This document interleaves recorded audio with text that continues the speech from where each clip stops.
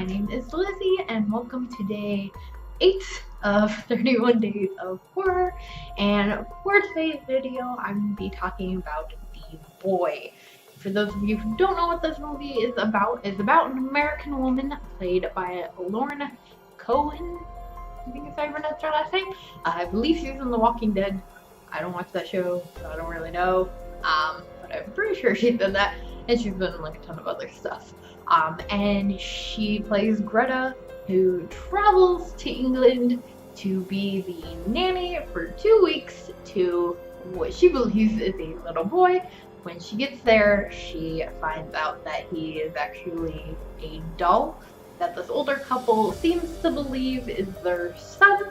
And at first, she thinks, like, this old couple are just, I hate to use the term crazy, but that's kind of how she thinks that they are, that they're delusional in believing that this child is, or that this doll is their son.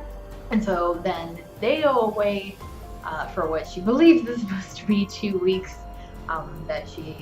while she watches this doll, and they give her a set of rules, 10 rules that she's supposed to follow by.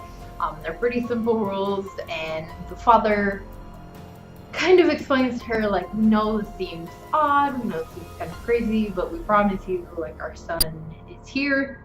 There are so many little moments in the film that you can think back on and be like, oh yeah, once you know the ending, which we will of course get to. So she starts out, after the couple leave, ignoring the rules, because she thinks it's just craziness. She then finds out through this food delivery boy the actual backstory behind the deal with their son, the fact that they had a son who died in a fire, and that the doll just kind of seemed to show up a couple days after the fire, or at least that's what the town's rumors are, and that she also finds out that kind of they keep calling it the pub talk, but basically the talk of the town is that the son was not a good kid. He was actually pretty bad, and at one point the delivery boy said that the father referred to him as just odd, and that's all he said about him, and kind of like refused to say anything else. So after some weird shit starts happening, she then comes to the realization that it is in fact, well, she believes it is in fact the doll, and me as the viewer in fact believe it is the doll. So she starts to follow these rules. She even shows the delivery boy, I keep forgetting his name, Malcolm, there we go. She even shows Malcolm when the doll moves, and he at first is kind of like, you can tell he's kind of just like going along with it, thinking that like maybe she's doing something, and then he starts to realize, like, okay, she's not doing anything, something really is happening with this doll. And then in the midst of all this craziness with the doll and her and him trying, and like she's like, I'm not leaving. She has this tragic backstory, which I'll leave for those of you who haven't seen the movie, and you know, leave some mystery.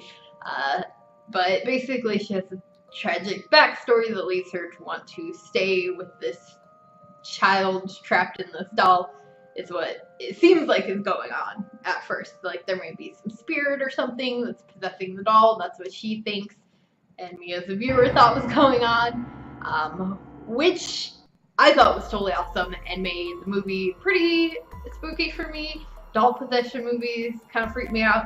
I have mixed feelings about Annabelle. I can talk about that in another video sometime, but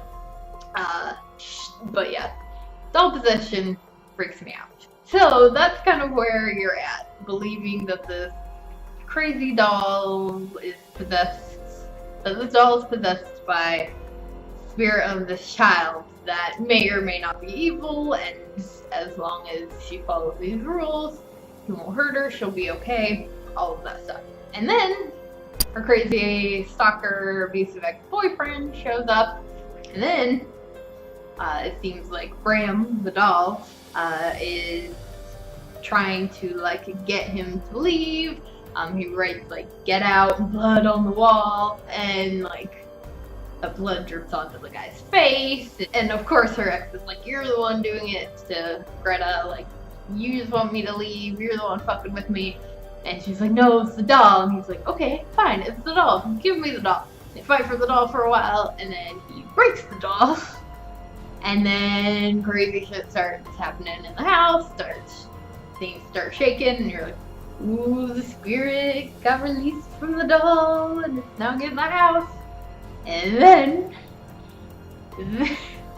what happens, which is why I feel like everyone gives why everyone gives this movie a lot of shit, and why it has such bad ratings.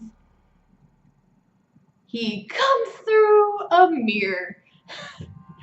Basically, the ending of the movie is that Graham has been living in a wall, didn't actually die, has been living in the fucking walls of this house, and like somehow seeing her through the doll, I guess. I don't know if it's like with the doll's eyes or just like ways in the house. They didn't really go into that. I'm assuming it's through the doll. But yeah, basically, Graham is really still alive. He's not a haunted doll. It's just like creepishly been living in the house, and the old couple like left her fucking there to basically deal with this shit. And be like stalked by him. And I mean, it's definitely a great way to explain everything that was happening. It's definitely like a didn't see that coming twist. But it kind of bummed me out because I was really into the doll haunting. Definitely made it more scary, just the thought of a doll being haunted. So I can definitely understand why a lot of people hate on this movie. I was definitely just like disappointed by the ending. I was like, really? It was just like some fucking creepy ass guy living in the house the entire time. But basically, like all horror films, she escapes. Her and Malcolm, her new love interest, escape off into the night away from the house, but with another twist. Graham's not actually dead, and he's rebuilding the doll. And that's how it ends. This is like full on giving you spoilers video. But aside from that ending that is very disappointing, I actually really liked this movie. I still think it's worth watching. Obviously, if you haven't seen it, it's been spoiled, but I did warn you guys on multiple social medias and in the other videos that the 31 days is going to be full of spoilers. So sorry if you didn't know. And that I just maybe ruined it for some people. But I'm going to go ahead and give this one a rating. I'm going to go ahead and give it I'll send you a copy, which is a 3 out of 5. So let me know what you guys thought of The Boy if you've seen it. And if you guys did enjoy this review, please do give it a big old thumbs up. Make sure to hit that subscribe button for more horror-related content. Hit the little bell to be notified when I post new videos. Hopefully, sometimes it works, sometimes it doesn't. Who knows? And a quick shout out to my Patreon. Thank you guys so much for supporting the channel. If you want to know the perks to being a Patreon, link is in the description, as well as all my other social media. Thank you so much for watching, and I'll see you guys later with another video.